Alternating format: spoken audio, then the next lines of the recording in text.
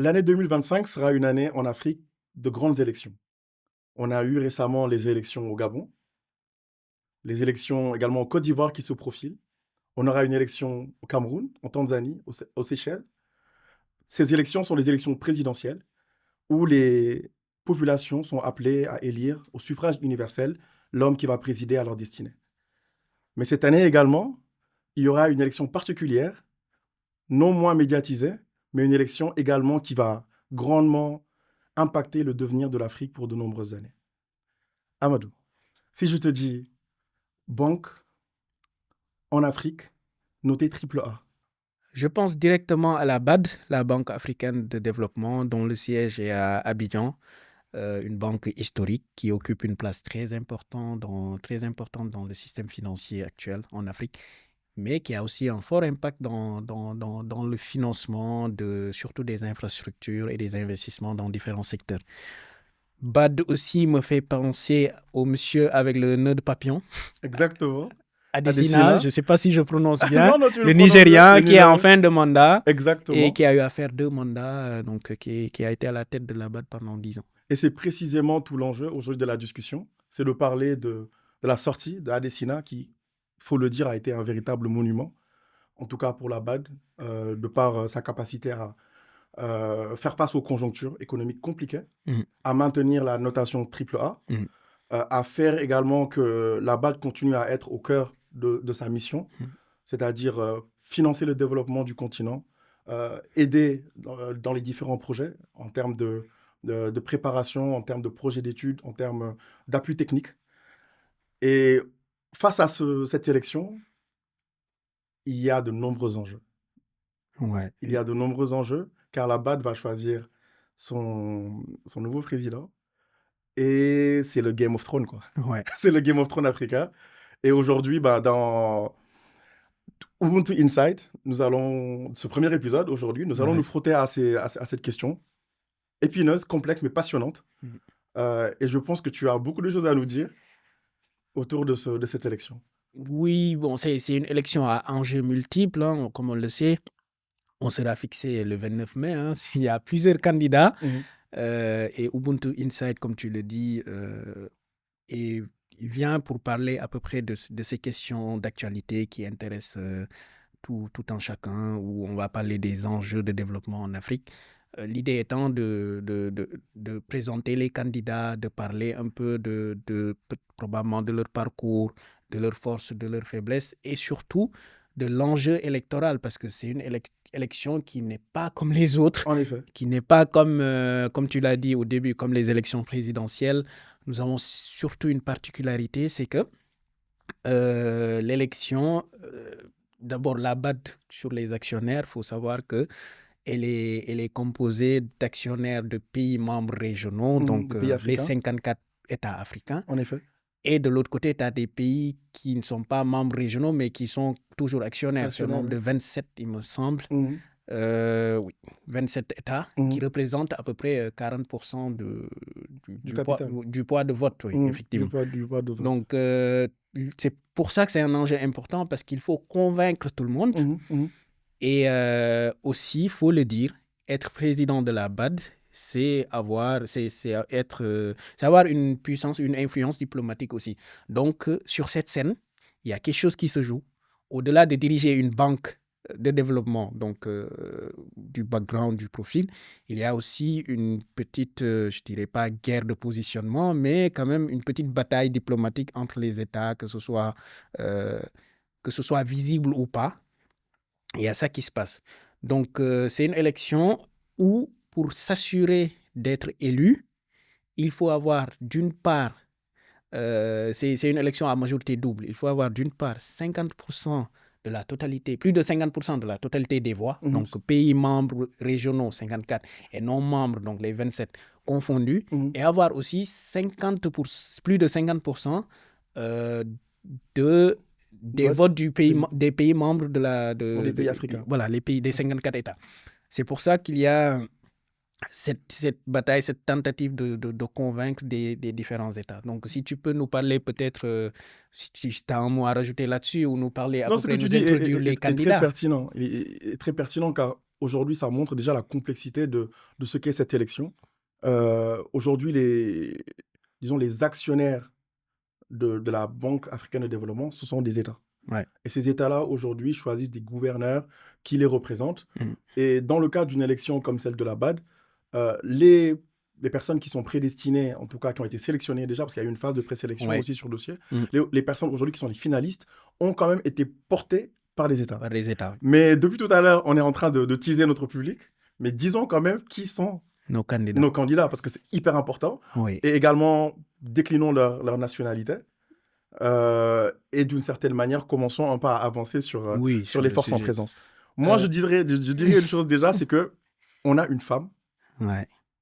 qui est candidate, qui est présélectionnée, qui a un véritable profil, Madame Tchabalala, donc de l'Afrique du Sud, oui. Swazi Tchabalala, qui était ancienne vice-présidente de la BAD, donc numéro 2 de la BAD aujourd'hui, et forcément qui est poussée par son pays, l'Afrique du Sud, et d'une certaine manière qui est considérée comme une continuité d'Adesina, parce qu'aujourd'hui également Adesina a quand même été et toujours une figure prégnante, qui a d'une certaine manière changé en termes de visibilité surtout, la BAD.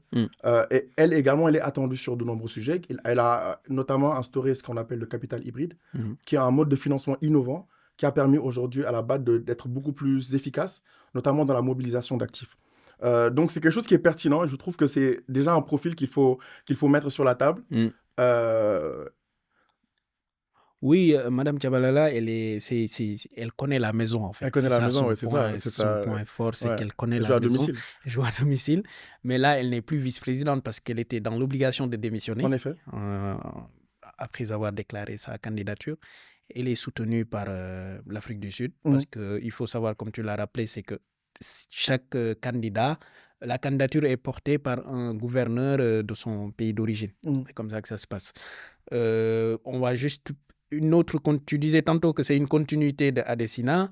Une autre continuité ou qui pourrait être vue comme telle, c'est aussi notre compatriote Amadou Hott. En effet, Amadou Hott, parcours brillant. Très brillant, il faut le dire.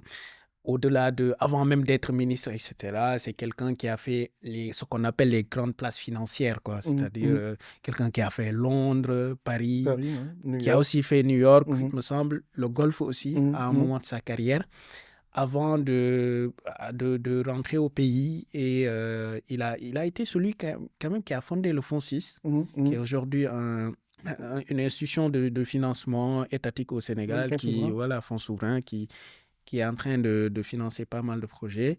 Je pense qu'il a dirigé pas mal de... Oui, il a été ministre également au Sénégal. Ministre de l'économie et du plan et de la coopération. Et là, ça peut constituer un avantage dans le sens où depuis qu'il y a eu cette séparation au Sénégal entre le ministère des Finances et le ministère de l'économie, donc le ministère de l'économie, au-delà de l'aspect stratégie, est aussi orienté côté coopération, donc une ouverture internationale. Il a la chance d'être bilingue, il parle très bien anglais, très bien français. Et c'est quelqu'un quand même aussi qui connaît la maison, la BAD. Oui, bien sûr. Parce qu'il a été vice-président, parce qu'il faut savoir sur la BAD, il y a plusieurs vice-présidents. Oui, il y a plusieurs vice-présidents. Il a été vice-président, il a été aussi envoyé spécial d'Adesina. Donc c'est quelqu'un qui, après avoir dirigé un portefeuille ministériel au Sénégal, il est parti, il a consacré aussi, il est retourné en fait, c'était un retour à la BAD en tant qu'envoyé spécial. Il a travaillé sur l'Afrique, sur les enjeux de financement, etc. Donc il a aussi... C'est un très beau profil. Après, je ne sais pas, mais j'ai l'impression que notre patriotisme prendrait peut-être le dessus. Mais quand même, soyons objectifs, c'est un excellent profil. Mais à côté également de Amadou Hott, il y a également Sidi Oulta, donc qui a été juste très récemment le président de la BAD, de la BADEA, je veux dire. Donc la Banque arabe pour le développement en Afrique, qui est une institution multilatérale qui ressemble d'une certaine manière à la BAD, mais qui a véritablement un parcours qui l'honore, parce qu'il a été ministre également de l'économie en Mauritanie, donc il est mauritanien, donc supporté et forcément parrainé par la Mauritanie, mais surtout ses réalisations à la BADEA sont éloquentes. Excellent. Parce que en 10 ans de présidence, il a réussi à multiplier par 10, je vais dire, le portefeuille et la solidité d'une institution aujourd'hui qui est devenue incontournable dans le financement des projets africains. Et je pense que c'est également un candidat qui se démarque. Oui, qui se démarque beaucoup dans le sens où déjà il a son actif, ce que tu disais, il a multiplié aussi par 5 le capital de la banque. Il a lancé le premier eurobond de la BADEA et il a investi, il a énormément participé au capital aussi de la boîte de la Banque ouest-africaine De de développement, ouais. développement. C'est pour ça que c'est un ami à Serge Ekwe. Et donc, lui, c'est le moins visible, j'ai l'impression, dans la communication. C'est l'un des moins visibles, en tout cas. Mais qui déploie quand même, dans le silence, ses forces et ses pions. Déjà que dans la sous-région qu'on a là, on a 2 candidats en Afrique de l'Ouest. Afrique de l'Ouest, oui. Et il gagne du terrain. Je pense qu'il a été soutenu récemment par... Oui, mais ça on reviendra parce qu'il manque également des gens qu'on n'a pas encore présentés. Il y a notamment Samuel Maimbo, donc le Zambien, un international, fin connaisseur de l'économie internationale, ancien de la Banque mondiale, vice-président, il me semble, de la Banque mondiale. Oui, vice-président chargé du budget et de la planification. Il y a fait sa carrière pendant plus de 30 ans. 30 ans, il me semble, oui. Un fin connaisseur de la finance internationale et qui a fait aussi... Lui, par contre, il n'a pas eu de portefeuille ministériel, il me semble. Non, il n'a pas eu de portefeuille ministériel. Ce qui, d'une certaine manière, lui a été reproché, parce qu'on a vu quand même que dans les différents profils qu'on a eus, il y a une vision assez hybride, je pourrais dire, entre secteur public et secteur privé. Effectivement. Et un dernier, et c'est notre dernier candidat, qui a également eu un portefeuille ministériel et qui est aujourd'hui le 5e candidat, c'est Mohamed Abbas Toli du Tchad, qui a été également gouverneur de Banque centrale, de la Banque des États d'Afrique centrale, je veux dire, et qui a également un parcours qui l'honore. Donc, aujourd'hui, disons-le, les profils que nous avons ne seront pas départagés par le CV. Ouais, ça c'est clair. On a des CV, comme on dit, longs comme le bras. Des CV très identiques parfois. Hein. Très identiques parce que souvent c'est des ténors, disons, de la finance internationale.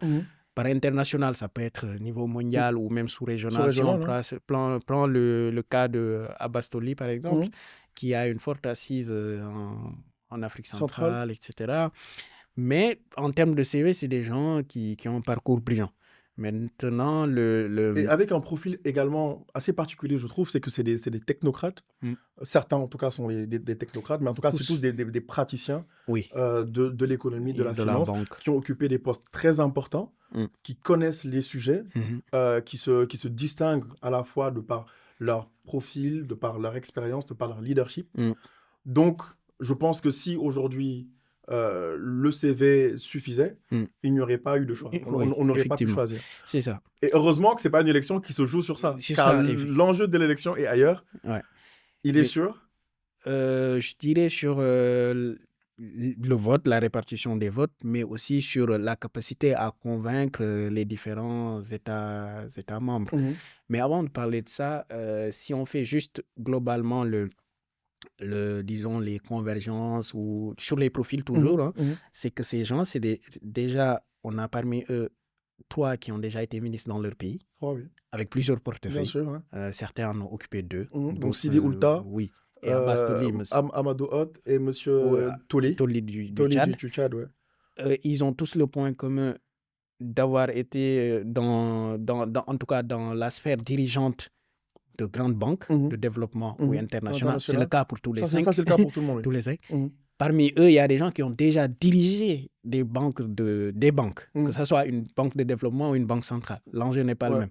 Mais quand même des dirigeants de banques. Donc, Oulta et Toli, effectivement. Donc, chacun a il y a quelques avantages qui... Et même ceux qui n'ont pas dirigé effectivement en tant que président, n'étaient pas loin des instances. Ils étaient au moins numéro 2, numéro 3. En tout cas, ils étaient vraiment dans les postes de direction. C'est ça. Donc, après, on peut parler directement des enjeux. Quels sont, selon toi, les forces et faiblesses de chacun d'eux? Enfin, si on fait un tour rapide, je pense qu'il est difficile aujourd'hui d'avoir une vision très, très, très clair parce que également, c'est certes les enjeux visibles, Mhm. mais c'est le jeu en coulisses qui va faire la différence. Mm. Parce qu'aujourd'hui, déjà, c'est une élection, comme tu as pu l'expliquer, dans le mode de scrutin, dans le mode de vote, qui est très complexe. C'est-à-dire il faut également arriver à la fois à convaincre les pays africains et convaincre également les pays, disons, non régionaux, donc Ouais. des pays qui sont également les actionnaires Ouais. non régionaux. Mm.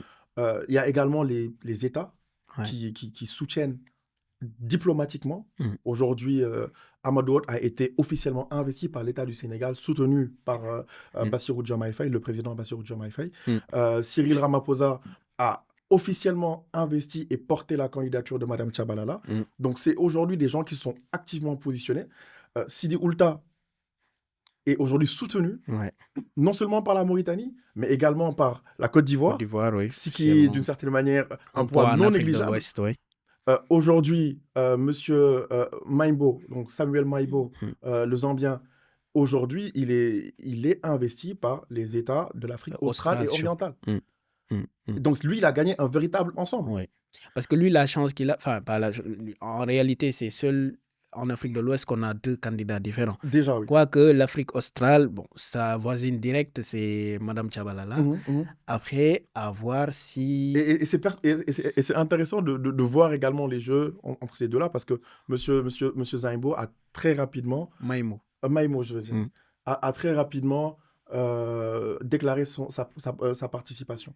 Et normalement, les États de cette région avaient convenu de tous le soutenir, jusqu'à ce que Mme Tchabalala et l'Afrique du Sud décident également de porter leur candidature, ce qui, d'une certaine manière, crée un risque. Et le risque, c'est lequel? C'est que cette alliance éclate. Ouais. Et l'éclatement des votes fait le jeu des 3 derniers qui pourraient, d'une certaine manière, voir... et d'une certaine manière, je pense que le Congo a peut-être une petite appétence pour Sidi Oulta. Oui. Et en fait, la Mauritanie, Oulta, il a l'avantage de... Dans la communication, quand on regarde parmi les candidats, on a l'impression que c'est le monsieur qui communique le moins. C'est-à-dire sur les réseaux, etc. Mais dans son déploiement diplomatique, il est très soutenu par le président de la Mauritanie et il met en place ses pions parce que lui, il a l'avantage d'avoir... Il va certainement avoir les voix des pays du Maghreb. Et les pays arabes qui étaient dans la BADEA. Qui étaient aussi, voilà, et vu ses résultats, il obtient le soutien de la Côte d'Ivoire qui n'est pas négligeable en Afrique de l'Ouest, comme tu le disais. C'est un ami à Serge Ekoué de la BOAD. J'ai eu dans mes recherches à voir que voilà, il a probablement, pas sûr, mais probablement le soutien de Faure Gnassingbé et même du Bénin, très possible. Oui, le Bénin donc, qui au début devait avoir M. Romuald Wadani, donc qui est toujours le ministre de l'économie et des finances, il me semble, qui avait présenté sa candidature et qui s'est finalement désisté au dernier moment. Donc, c'est également quelque chose qui en dit long sur la... Et c'est ça. Et le Congo, pareil, il a le président mauritanien est allé aller convaincre le président Sassou Nguesso pour qu'il soutienne la candidature mauritanienne. Mais en fait, c'est ça, c'est dans son déploiement diplomatique, il est redoutable, Oulta. Mais dans la communication auprès de la masse, de la population ou des partenaires, je trouve que Amadou Hott et Samuel Maïmbo quand même tirent l'épingle leur épingle du jeu, oui. Oui, je pense que à la fois, il y a tout un jeu de séduction qui se fait auprès du grand public, parce que aujourd'hui, les gens quand même comprennent et voient les enjeux d'une telle élection, et ils se plaisent également à spéculer. Je pense que c'est toujours quelque chose qui est très apprécié. Maintenant, comme tu as pu le dire, c'est un jeu qui se fera dans les coulisses. C'est une décision quand même qui d'une certaine manière, la décision se fera à la fin dans les jeux diplomatiques. Par des arrangements, parce que les profils sont tous bons. Ils ont à peu près les mêmes programme. Oui, parce que les enjeux sont les mêmes actuellement. Ouais. C'est le développement durable, c'est la mobilisation des ressources domestiques, Ouais, le c'est le financement financement vraiment des des infrastructures. infrastructures. C'est voilà, c'est tout un ensemble. Le package, il est là, quoi. Donc, ce qui fait que dans chaque programme, tu verras à peu près les mêmes points. Mais du coup, toi, selon toi, moi, je pense un petit pronostic, je pense qu'il n'y aura pas. Est-ce qu'on va vraiment arriver dans les pronostics? Ah bah, je pense là, que... on se mouille, là. Non, mais je pense qu'il n'y aura pas de victoire dès le premier tour. Oui, et il faudrait également qu'on explique également la Oui. question des tours. En fait, le tour, comment ça se passe, enfin, le vote, Le vote, oui. c'est que c'est pas un second tour où, comme ce qu'on a l'habitude de voir dans les élections présidentielles, les 2 premiers vont au second tour. C'est que les candidats qui se présentent, là, les 5, celui qui a eu le moins de voix va devoir être éliminé à chaque tour et les 4 autres vont poursuivre. Et là, un jeu d'alliance aussi va se créer parce que les 4 autres devront aller probablement en coulisses convaincre ceux qui ont soutenu, en tout cas l'autre candidat qui est éliminé, de venir rejoindre leur coalition ou en tout cas leur parti, essayer d'avoir les voix de ce candidat perdant-là, et on continue ainsi de suite jusqu'à ce qu'on obtienne la fameuse majorité. La fameuse des majorité. deux côtés, double majorité. Double majorité. Ouais. Et ça peut prendre du temps. Je me rappelle, en tout cas, il me semble que l'élection de la BAD qui a eu le plus de tours, c'était celle d'Omar Kabaj. Okay. Donc, Omar Kabaj qui s'est joué en 14 tours. Ah ouais. Et et également en 2005, il me semble que M. Kabirouka, donc, qui a été également président de la BAD, a réussi à convaincre au bout de 7 tours. Ah oui. Et là, aujourd'hui, on se tourne quand même vers une élection qui ne se fera pas en un autre tour. Je pense, en tout cas, ça m'étonnerait. Certain, ouais, et je me délecte déjà de voir ce qui va se passer. Le 29 mai, ce sera clair. Mais à ton avis, qui est en pole position pour convaincre le plus de pays membres non régionaux? Bon, en tant que vrai bon Sénégalais, je suis obligé de le dire. Ouais. Bon, je suis pas obligé de le dire. Ça me fait mal. Mais j'aurais voulu quand même pouvoir dire que Amadou Hott serait dans mon top 2, mais je ne peux pas le dire. Sincèrement, je ne pense pas qu'il n'est pas dans mon top 2. Après, je sais s'il sera élu ou pas, je n'ai pas ces ressorts-là. Mais je tablerai réellement sur Sidi Oulta, qui pour moi est mon premier choix. C'est celui que je mettrai en pole position. Et le deuxième, ce serait Samuel Mwembo de la Zambie. Pourquoi? Parce que Sidi Oulta a une expérience de président d'une banque multilatérale puissante, avec des résultats probants, qui parlent pour lui. Le fait qu'il ait été le président de la BAD, la BADEA, je veux dire, fait qu'il a d'un côté les pays du Maghreb, les pays arabes en Afrique, les pays du Maghreb, la Somalie, mais il a également le soutien des pays arabes hors Afrique. Ouais. Donc, ça, les pays du Golfe. Les pays du Golfe. Derrière aussi, comme tu l'as dit, par les jeux d'alliance, par les jeux de positionnement, il a réussi à avoir le soutien de M. Alassane Ouattara, président de la Côte d'Ivoire, qui a un soutien inestimable, très, très, très fort. Ouais. Et également, c'est quelqu'un qui connaît le secteur financier, qui a été, qui est au contact constant des présidents et d'une certaine manière, qui est capable d'avoir des leviers pour pouvoir aller convaincre d'autres personnes. Moi, je suis Amadou Hott, je trouve que malheureusement, il pâtit de l'éclatement des soutiens, parce qu'aujourd'hui, il est soutenu par le Sénégal, mais beaucoup de pays ne se sont pas, d'une certaine manière, encore déclarés. Oui, surtout. Certains disent qu'il aurait les faveurs d'Adesina. Oui, mais il a une continuité voilà, un peu, mais je on crains lui reproche ça. que cela soit insuffisant. Samuel Mwembo, pour moi, je trouve sincèrement qu'il a un véritable profil. Oui, comme tous les candidats. Comme tous les candidats, mais je pense, en termes de positionnement, je veux dire, parce qu'il a le soutien des pays d'Afrique australe, de l'Afrique orientale. Son profil international de la Banque mondiale fait qu'aujourd'hui, en tout cas, on pourrait parier qu'il a le soutien du deuxième État le plus puissant, en tout cas, en termes de droit de vote, ce sont les États-Unis.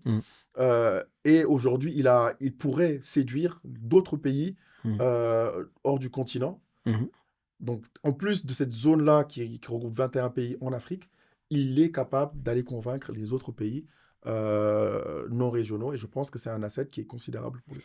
Oui, pour moi, Samuel Moimbo, c'est ça son avantage, c'est-à-dire convaincre les autres 27 actionnaires.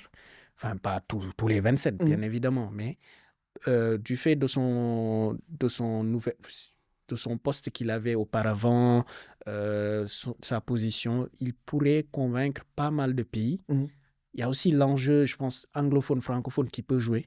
Les gens en peut parlent jouer. souvent. Les gens en parlent souvent, c'est vrai. Oui, je ne sais pas à quel point ça pèse ou pas, mais bon. Je pense que dans les anciennes élections, ces considérations ont beaucoup pesé. Oui, Mais là, un peu moins. oui, ils sont Un tous peu moins. bilingues, Ouais, ils sont tous etc. bilingues. Bon, Et surtout, je pense que aujourd'hui, les États se positionnent par rapport à leurs urgences oui, en pas termes de. forcément Voilà. Mais pas forcément en termes de. de Et soft même aujourd'hui, dans la power. région de l'Afrique francophone, il n'y a pas il n'y a pas de logique aujourd'hui parce qu'une seule candidature peut-être aurait suffi. Mais pourtant, la Mauritanie, qui est en Oui, Afrique de l'Ouest, a son à propre son propre candidat. candidat. Ouais. Ouais, L'Afrique australe également à nous donne deux deux candidats. candidats. Donc ça veut dire que c'est pas là, en tout cas, que va se jouer Ouais, l'enjeu de l'élection. ouais. Donc je disais, Mayembo, c'est un peu ça son avantage, c'est que peut-être qu'il aura plus de voix des pays membres non régionaux. Non régionaux. Probablement, je pense. Après, Hott pourrait aussi, comme on dit, gratter là-bas. Parce que Hott aussi, en fait, je trouve qu'au-delà des positionnements, il y a aussi l'instantanéité. C'est-à-dire là, est-ce qu'ils sont capables de convaincre qui est le plus audible, qui défend mieux son programme. Et moi, je trouve que Hott, dans cet exercice de communication, c'est quelqu'un qui s'attelle quand même avec une manière très efficace, oui. dans ça. Pareil que Samuel, hein. Mais du coup, je trouve que si il y a un poids qui est le poids d'écouter les gens, d'écouter les candidats et de se décider ou que ça influence quand même la décision finale, je trouve que dans ce cas, Hott peut être un outsider intéressant. Enfin, c'est même pas, je voulais même pas dire outsider parce qu'il fait partie pour moi. Hein. Moi, j'ai te donné mon top 2. Oui, pour ton moi, top 2. c'est Sidi Oulta et Samuel Maimbo. Non, pour moi, mon top 2, c'est Samuel, Maimbo et Amadou Hott. Même si Oulta, je le redoute parce que je sais qu'il est fort. Mais j'ai l'impression que parce que aussi, c'est pas en termes de nombre, c'est aussi en termes de pourcentage. Bien sûr. Donc, c'est pas parce que tu as ramassé le maximum de pays que tu passes. Et c'est d'autant plus vrai que, par exemple, là, on n'a pas parlé de Mahamad Abbas Toli, qui a quand même aujourd'hui le soutien des États d'Afrique centrale. Oui. Mais ces États-là ne pèsent en réalité que 3,6% en termes de voix. Voilà. Donc, comme tu l'as dit, aujourd'hui, quantitativement parlant, ce n'est pas ça qui fera la différence. Exactement. Donc, sur ce nombre de voix, ce pourcentage-là, moi, je trouve que Hott et Samuel Maimbo auront plus à gratter que les autres. Bien qu'il y ait que Oulta ait le soutien du Maghreb et des pays du Golfe, hein, ça, j'en doute pas. Mais ça, c'est mon top 2. On n'a pas parlé encore de Madame Tchabalaba. Moi, celle-là, je la considérais un peu comme une outsider. Peut-être que c'est parce que, de par mes recherches, en tout cas, de ce que j'ai vu, d'ailleurs, on mettra les sources de nos différentes recherches. De ce que j'ai vu, déjà, c'est une candidature qui est décidée à la dernière minute, à peu près. Enfin, pas dernière minute, mais tardivement ça a déclarée. un peu pris de court d'une certaine manière. Voilà, c'est ça. Mais, ok, c'est une ancienne de la maison, d'accord. Mais il y a aussi un autre ancien de la maison. Mais franchement, j'ai pas... Dans sa communication, dans mes recherches, j'ai pas trop vu quelqu'un qui Elle a quand même le soutien d'un géant de l'Afrique qui est l'Afrique du Sud. Bien sûr. Et en tout cas, on peut pressentir d'une certaine manière que le président Ramaphosa fera force de tout son poids afin de réellement pouvoir pousser sa candidature. Mais tu as raison. Aujourd'hui, bon, je ne dirais pas outsider, mais vu la configuration, elle n'est pas forcément dans la position la plus avantageuse de pouvoir réellement gagner ces élections. Ouais. Et l'autre chose qui sera déterminante, c'est durant les tours suivants. C'est-à-dire ce jeu d'alliance-là, chaque candidat sera plus à même de convaincre que les autres votants de tel candidat votent pour lui, mais ce sera plus par proximité.